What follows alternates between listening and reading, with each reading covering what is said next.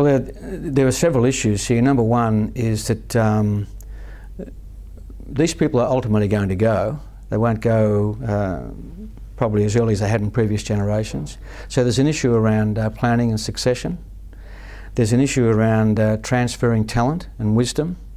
There's an issue around just keeping talent in the organisation regardless of age.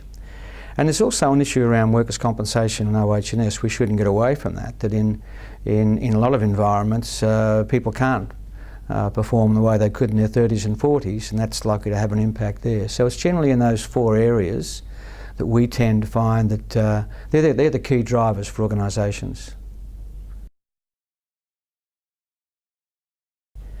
Well, I can answer that best by saying you can't afford to do nothing. Because we're looking at new ways of working, and so another important consideration too with organisations is that there's a need to retain mature talent, because quite often it reflects your customer base.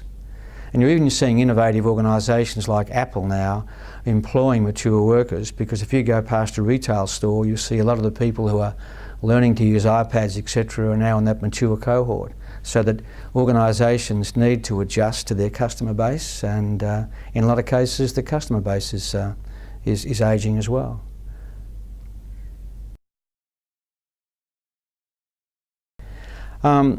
There's a need for organisations to be, I guess, more scientific about their workforce planning and about their predictions and modelling. We often find that issues around ageing workforce aren't in strategic plans, business plans, etc. So there's a need from that point of view. But there's also a strong need to listen to your employees and to talk to your employees about their life stage and how you can work that to your advantage to keep talent in the organisation for as long as you possibly can. That requires dialogue, and it often requires training managers and supervisors to deal with that issue as well.